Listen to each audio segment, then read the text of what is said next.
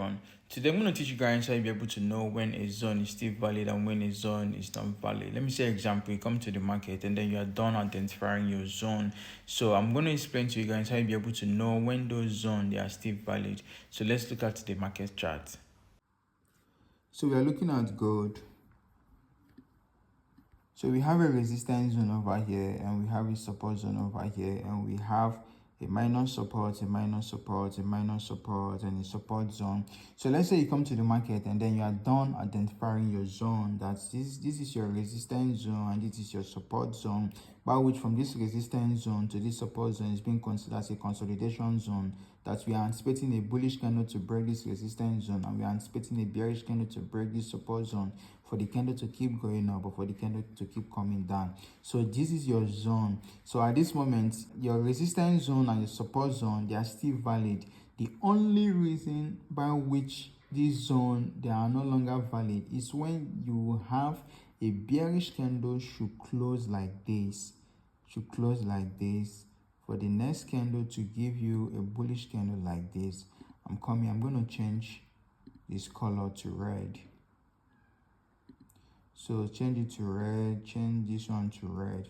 So a bearish candle closed like this, the next candle closed with a bullish candle, that the next candle can give you a bearish candle again like this, for the next one to give you a bullish candle like this. Let me change this color to green. So that means you have a new support zone that was formed and a new support zone that was formed. So that means this support zone is no longer valid because this candle came down to close with a bearish candle, that the next one closed with a bullish candle to form a new support, and then the next candle closed with a strong bearish candle, that the next candle closed with a bullish candle to form a recent support. So that means this your support zone is no longer valid. So let me give an example using a bullish candle. So let's say you have a bullish candle like this that close above this your resistance zone over here. I'll close like this, that the next candle can give you a bearish candle. Let me move this over here. The next candle can give you a bearish candle like this.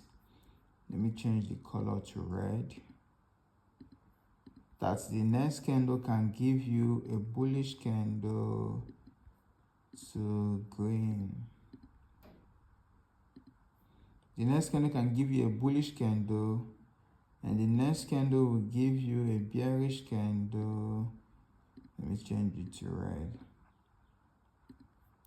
So since you have a resistance zone over here, so this candle came and closed with a bullish candle, that the next candle closed with a bearish candle to form a recent resistance zone.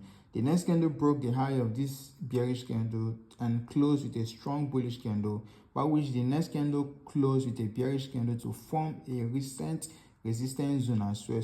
So when you have formation of candles like this, it means this our resistance zone is no longer valid because we have a recent resistance and a recent resistance. We also have a recent support and a recent support. So this is when you will know that your zone they are no longer valid because of the recent support zone or the recent resistance zone that was formed. So this is just an example on how you'll be able to know if your zone is still valid or if your zone is still not valid. It's very important for you to know if your zone is still valid and if your zone is no longer valid, because you trying to identify your zone is just like a structure. You having a structure and having an edge for you to know when you're supposed to take a position or when you're supposed to chill. So I hope you guys are enjoying yourself, and then happy learning it to everyone. Cheers.